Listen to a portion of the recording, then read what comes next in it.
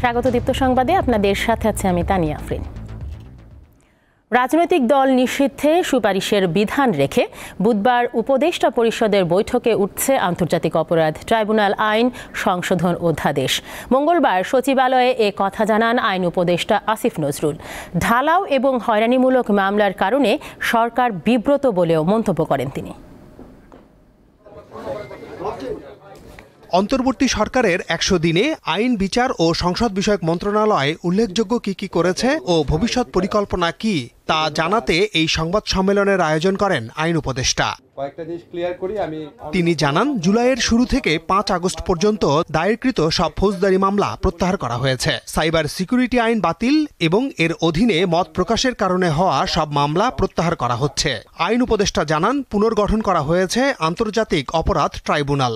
বুধবার উপদেষ্টা পরিষদের বৈঠকে আন্তর্জাতিক অপরাধ ট্রাইব্যুনাল আইন সংশোধন অধ্যাদেশ উত্থাপন করা হবে। কনসার্ন যে সমস্ত অথরিটি রাজনৈতিক দলের ব্যাপারে শাস্তিমূলক ব্যবস্থা নেওয়ার আপনার রয়েছে, অনুমোদন রয়েছে, আদালত যদি মনে করে শাস্তি দেওয়ার সুপারিশ করবে, শুধু এটা আমরা খসড়ায় রেখেছি। ডেফিনেটলি এটা উপদেষ্টা পরিষদের উপর ডিপেন্ড করে, ওনারা এটা রাখবেন কিনা বা কি ফর্মে রাখবেন। হয়রানিমূলক মামলার সাথে জড়িতদের বিরুদ্ধে হুঁশিয়ারি দেন আইন উপদেষ্টা। ঢালাও মামলা হচ্ছে, সরকার কিন্তু মামলা করছে না, ব্যক্তি পর্যায়ে ঢালাও মামলা হচ্ছে, মামলার নামে আপনার বাণিজ্য করা হচ্ছে, হয়রানি করা হচ্ছে। এটা আমরা অত্যন্ত অবহিত, এটা নিয়ে আমরা বিব্রত। আজকে যারা হয়রানিমূলক মামলা করছেন, মিথ্যা মামলা করছেন এবং বাণিজ্যমূলক মামলা করছেন, আপনারা একটা মনে রেখেন, আমি যদি এই মন্ত্রণালয়ে থাকি, আপনাদের কিভাবে শাস্তি দেওয়া যায় সেটার আইন আমি খুঁজে বের করব।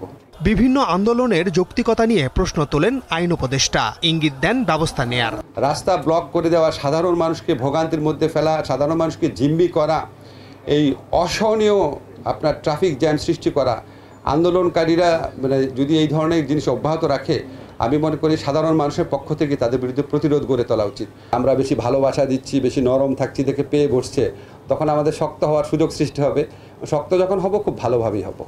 আইন উপদেষ্টা জানান, অতি প্রয়োজনীয় কিছু সংস্কার করে দ্রুত নির্বাচন দেওয়া হবে। আমরা মোস্ট এসেনশিয়াল কিছু সংস্কার করে যত দ্রুত সম্ভব নির্বাচন দেব। আমরা খালি জাস্ট এই জিনিসটা চাই না। মাহমুদ শাওন, দীপ্ত সংবাদ, ঢাকা।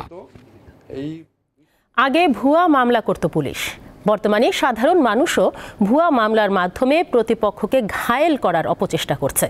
তবে সরকার এসব বিষয়ে সচেতন আছে বলে মন্তব্য করেছেন স্বরাষ্ট্র উপদেষ্টা জাহাঙ্গীর আলম চৌধুরী। দুপুরে চট্টগ্রাম মেট্রোপলিটন পুলিশের সম্মেলন কক্ষে বন্দর নগরীর আইন শৃঙ্খলা বাহিনীর শীর্ষ কর্মকর্তাদের সঙ্গে বৈঠক শেষে এসব কথা বলেন তিনি। স্বরাষ্ট্র উপদেষ্টা আরও বলেন, পরিবর্তিত পরিস্থিতিতে দেশের আইন শৃঙ্খলা ব্যবস্থা ভেঙে পড়ে, কিন্তু দ্রুততম সময়ের মধ্যে তা আবার ঠিক হয়ে গেছে। বড় বড় অপরাধীদের গ্রেফতার করা হচ্ছে, এই অভিযান অব্যাহত থাকবে বলেও জানান তিনি। ভুয়া মামলা এখানে সবচেয়ে বেশি। আগে ভুয়া মামলা করতো আমার পুলিশ, যেখানে 10টা নাম দিত, 50টা বেনামি দিত। কিন্তু এখন হচ্ছে কি, জনগণ দিচ্ছে 10টা নাম, 50টা বেনামি। এই জিনিসটি তো হচ্ছে। সাবেক খাদ্যমন্ত্রী ও আওয়ামী লীগের সভাপতিমণ্ডলীর সদস্য কামরুল ইসলামের 8 দিনের রিমান্ড মঞ্জুর করেছে আদালত। রাজধানীর নিউ মার্কেট এলাকায় ব্যবসায়ী ওয়াদুদ হত্যা মামলায় তার এই রিমান্ড মঞ্জুর করা হয়। পুলিশের আবেদনের শুনানি করে ঢাকার মহানগর হাকিম সকালে এই আদেশ দেন। এর আগে সোমবার রাতে রাজধানীর উত্তরা 12 নম্বর সেক্টর থেকে কামরুল ইসলামকে গ্রেফতার করে ঢাকা মহানগর গোয়েন্দা পুলিশ। আগামী জাতীয় নির্বাচন অবাধ, সুষ্ঠু ও স্বচ্ছ দেখতে চান কমনওয়েলথ, যেখানে জনগণের মতামত প্রতিফলিত হবে। সকালে রাজধানীর আগারগাঁওয়ে নির্বাচন ভবনে সংস্কার কমিশনের সঙ্গে বৈঠক শেষে কমনওয়েলথের সহকারী সেক্রেটারি জেনারেল লুইস জি ফ্রান্সিসি কথা জানান। বলেন, সংস্কার কমিশনের সদস্যরা অত্যন্ত দক্ষ, তবে সংস্কার কমিশন যদি কমনওয়েলথের কাছে সহায়তা চায় তবে তা দেয়া হবে।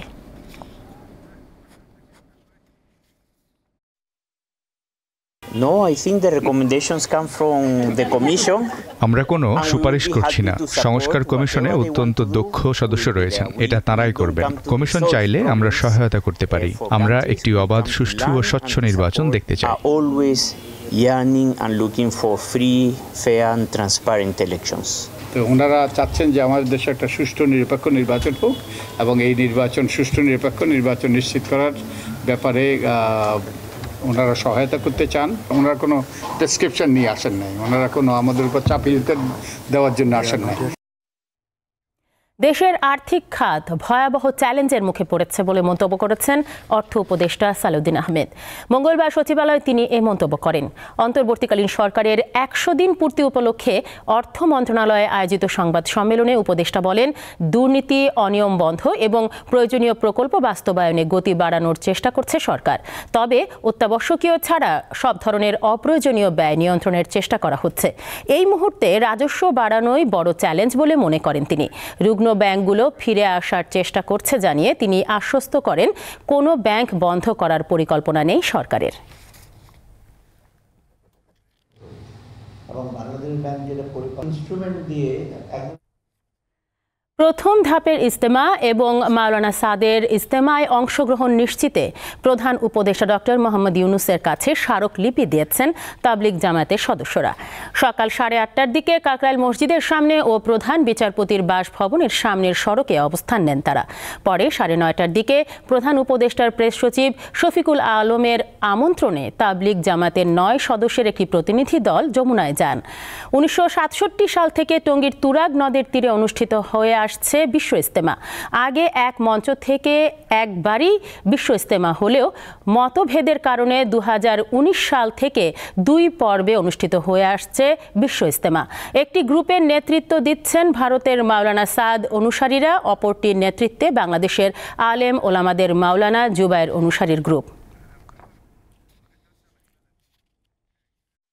উনার ফেরেজ সচিব শফিক সাহেব আমাদের কাছ থেকে আমাদের যে দরখাস্ত সেটা উনি রিসিভ করেছেন, রিসিভ কপি দিয়েছেন।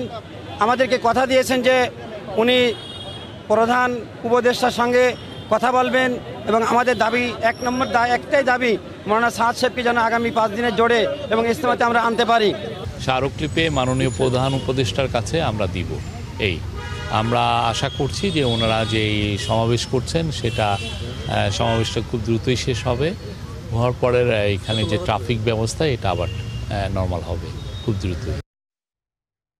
বকেয়া বেতনের দাবিতে গাজীপুরের জিরানি ও চক্রবর্তী এলাকার 2টি কারখানার শ্রমিকরা চন্দ্রা নবীনগর সড়ক অবরোধ করে বিক্ষোভ করছে। পরিস্থিতি স্বাভাবিক রাখতে আশপাশের অন্তত 10টি কারখানা বন্ধ রেখেছে কর্তৃপক্ষ। শ্রমিকদের অভিযোগ, গত রাতে অন্তত 60 জন শ্রমিককে আটক করে যৌথ বাহিনী। পুলিশ জানিয়েছে, বেক্সমুকো ইন্ডাস্ট্রিয়াল পার্কে পোশাক ও সিরামিক কারখানায় 41,000 কর্মী রয়েছেন। এর মধ্যে RMG কারখানার শ্রমিকরা কয়েকদিন ধরে সড়ক অবরোধ করে বকেয়া বেতন পরিশোধের দাবি জানাচ্ছে। অন্যদিকে জিরানিতে ডোরিন গার্মেন্টসের 13 জন স্টাফ ছাঁটাই ও কারখানা খুলে দেওয়ার দাবিতে সড়ক অবরোধ করে আন্দোলন করছে ওই কারখানার শ্রমিকরা। এতে ওই রুট ব্যবহারকারী যাত্রী ও চালকদের ভোগান্তি বেড়েছে। সেন্ট মার্টিনে পর্যটক ভ্রমণে নিষেধাজ্ঞা প্রত্যাহারের দাবিতে কক্সবাজার শহরের ডলফিন মোড়ের প্রধান সড়কে বিক্ষোভ করেছে সেন্ট মার্টিনের স্থানীয় লোকজন ও পর্যটন ব্যবসায়ীরা। সকালে সেন্ট মার্টিনের বাসিন্দারা ডলফিন মোড়ে পৌঁছে বিক্ষোভ শুরু করে। তাদের সাথে পর্যটন ব্যবসায়ীরাও যোগ দেন। বিক্ষোভকারীদের অনেকে সড়কে শুয়ে পড়েন। এ সময় সড়কের 2 কিলোমিটার জুড়ে যানজট লেগে যায়।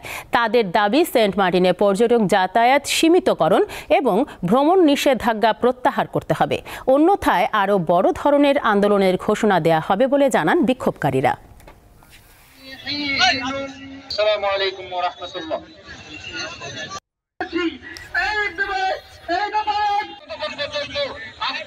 খেলার খবর।